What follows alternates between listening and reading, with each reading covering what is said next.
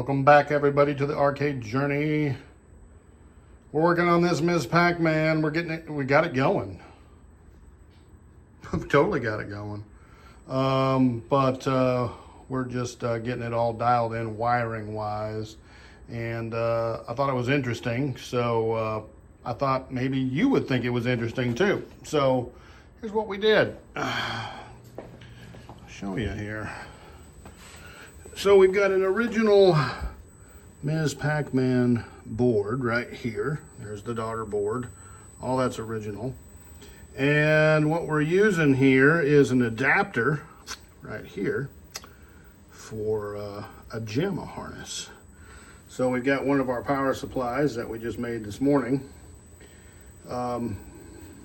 running, obviously. And this is the G07 monitor that we did a video on here a few weeks ago that was totally untouched. Had never been capped. I mean, the thing was a mess. But no one had ever touched it. So we rebuilt it and it looks pretty darn good. A little bit of a convergence issue going on with it, but it's very presentable. We'll have a closer look at it here in a second. So that's what we're doing. We have not hooked the lights up yet. We have not hooked the switch up yet. We just basically plugged it. We've got a little jumper wire right here. This is where the switch will go. It just goes from here up to the top and then hooks back over there and flips it on and off. So we just have a jumper right there for the moment, and we're just plugging it straight into the power strip and using the switch on the power strip to turn it on and off to test it out. So far so good. It's been running here for a while, maybe a good 45 minutes or so, and I've tweaked the monitor a little bit here and there, and you see a little bit of screen refresh issue there, but it's minor. The little line that you do see there on the camera, it isn't present in real life. But the colors look pretty good for a 45-year-old tube, and I mean, wow. This is the one that had the Mr. Dew's Castle screen burn, and you can see absolutely no screen burn whatsoever. It does have the tinted plexi, and it's looking like a total boss. It's got an original bezel here that we gave a little love to, and it looks very, very presentable. So we've got our coin door wires right here. We'll get those hooked up.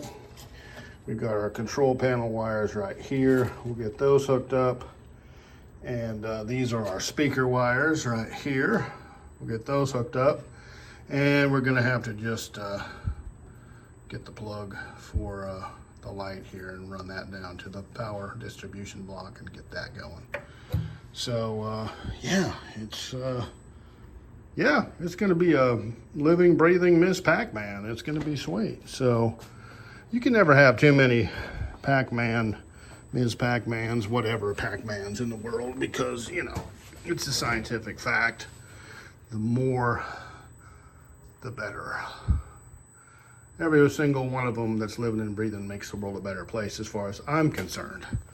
So yeah, that's the deal. So we're gonna go ahead and do a little bit more work on it, and then we'll have a look at it here in a little bit, and we'll test play it. I think we'll be able to test play it. Why not, right? And see how it goes. So far, so good. So here are some details that people generally don't talk about. So I need a 9-pin connector for the coin door. Okay? We're using the original coin door plug, okay, which is like this, but a 9-pin version of it. And I've got, you know, all the tons. I mean, I keep these in stock, but of course I don't have a 9-pin one. So we got to go to the stash. This is the stash, baby, right here. Never throw anything away. Keep these connectors, and these are like, you know, 75 cents, $1, $1.25 a piece, just depending, you know. Sometimes they're a real pain in the tail to get the pins out of, but you know, if you've got the right tool to do it, it's not that big of a deal. Sometimes it's still a big deal. But so we scrounged around and we found I need a plug for the light. There's one, okay? And here's a 9-pin connector for the coin door.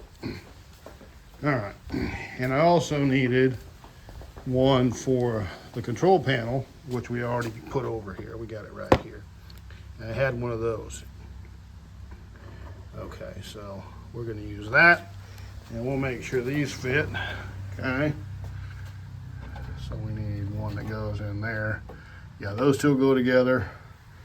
And then we need, here's the 9-pin. And so, yeah, those two will go together. Okay, so we've got the pins. We just need to take the pins out of this connector and the pins out of this connector so we can repin them. And I'll show you how I do that. So this is a very high cost tool, obviously. So it's a 2x4 that's broken. Doesn't matter that it's broken. And it's got some holes drilled in it, obviously. Okay, we're gonna I think maybe use that one because it's a nice hole. And so the idea is we'll put this over the hole, and you got to get something that fits just perfect. So this is an old drill bit, fits just perfect in there. Okay, and then we'll give it a good swift tap with a persuader and pop that pin right out of there. That's the plan. Same thing with these. Now it's kind of a two-handed deal, so I'm going to pop a few out, and then hopefully it'll just so go real smooth, and we'll be ready to go repin the wires, and we'll have new connectors. And you know, the fact that these are a little dirty and stuff, you know, it really doesn't matter. They're plastic. You just wash them off, as long as you don't damage them when you get the pins out. There's no reason why you can't just reuse them again, because the pins are what makes the connection on the inside. We're putting new pins in there. They're making the brand new good connections. And if the outside's a little dingy and a little bit faded and it's got, you know, 40 years of weathering on it, I mean, it doesn't really matter. So we're going to work on that a little bit, and then we'll have a look at it. And they all came out with minimal resistance, so that was fantastic. There they are. There's the old ones right there. And the key is, if you do this, you know, here, I tell you, I'm not here to show you how to do it, but if you're interested, if you do this, make sure, I've messed up a bunch of them, so I've learned the hard way. When you do this, make sure your punch fits perfectly, okay? It can be a little bit snug, right? You don't want any wobble in there, because if you hit that pin and it starts bending it or pushing it sideways or whatever, it's gonna jam up in there, and they're just a dog to get out. So that's a very important safety tip. Sweet, and we successfully extracted these as well. Let's look at one of those right there. Okay, so that worked out just fine. So we've successfully salvaged some old connectors, and we're going to go ahead and get those repinned with the wiring harness, and that'll just take a few minutes, and before you know it, we'll be test playing the Ms. Pac-Man. That's always exciting. All right, so we're going to go get these things hooked up. So here's another little stash of cords that I've got, and these are all salvaged. I got these from the IT guys at work. They were all getting thrown out. Old school stuff, you know. They don't use connections like this for all the new stuff, so they had this stuff laying around, and I'm like, hey, can I have that? Are you throwing that away? And they're like, yeah, you can have all of them. I'm telling you, inside of these things is grade A, top of the line insulated wiring. So I'm gonna show you how we're gonna do. This is gonna be the cord, the wiring for the marquee light. And I will show you, this thing's rated for 10 amps, 250 volts. It's way overkill, but it's super high quality. So, and it was free. So I'll show you what we're going to do with it and how we're going to work it. So we skip forward just a little bit here. Yeah, it's been a few hours. Some stuff came up. So I deprived you of some of the little minor details. We had a little speaker issue. I couldn't figure out why it didn't have any sound, and it was just a connection problem. A few little things like that. This marquee, yeah, I'm a little disappointed with this. It's got this, I mean, this is an original marquee, but it's been, you can see here, it's kind of damaged there. I couldn't see that when it wasn't lit up. But guess what? We're going to let it ride because that's you know, that's what you get. So, but yeah, she's running. She's looking good. We got everything connected down here. Oh, the gulping sound. Gotta love that. Let's play it a little bit. We're just gonna a little test play here. We're gonna check it out here and get situated. Okay.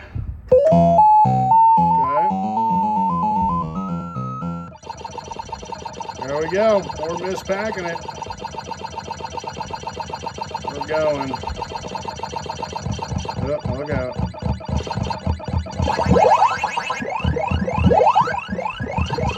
I remember back in like 1981, 1982, Gresham, Oregon, Donna Maria's Pizza had this machine. And man, I'm telling you what, when we went there to have pizza, I was playing this game. Never forget it. That's the first place I ever played it. I was like 11, 12 years old. It's funny how that kind of stuff sticks with you. Here I am, you know, a long time later. I'm 55 now. And I'm still playing it in my garage. Not Donna Maria's Pizza. First girl I ever kissed was in that parking lot at Donna Maria's Pizza too. Suzanne McKenzie, bassoon player. That was something. Yeah.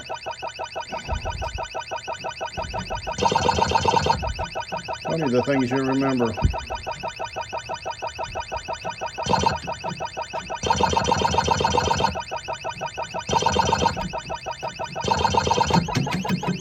Ooh, they almost got me there, but you see my move? See my move, people? Oh, look at that. I got one dot. Oh, man. I got him now. Look at that. Give him a little head fake. Boom. Cleared the first board. There it is. We're gonna clear the second board here, and then we're going to watch the first cut screen, and then I don't know what we're gonna do. We'll figure it out.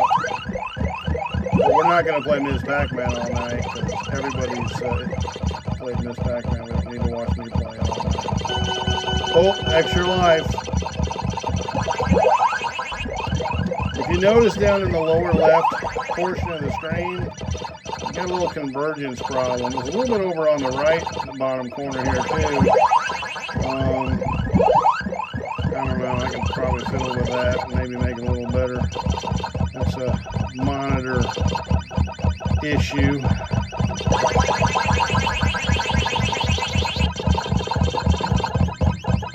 You gotta get that strawberry. Oh yeah, oh we got it. Yes. I still got it, people. I mean, I still got it. After 40-something years, I still got it. All right, here we go. It'll be so blurry. That's so mega lame. All right, see? There it is. Ms. Pac-Man's looking like a Ms. Pac-Man. It's pretty sweet. It's pretty sweet. All right, we didn't worry about the side here. It's pretty rough, but you know, we just wanted a good functional machine, and we got to tidy up the back. We haven't got this all dialed in yet, but it is running on an original board. We got an adapter there we're running it with, so we can run it with a JAMA harness. We're running it from just a conventional power supply that I made today. So yeah, there it is. Pretty sweet. appreciate you checking it out. Hope you enjoyed it. And wherever you are and whoever you are, have a great evening. Take care of your people. And we'll look super forward to seeing everybody back on the arcade journey. Because you just don't know what we're going to do next. I don't even know. Just making this up as I go. Looks pretty good.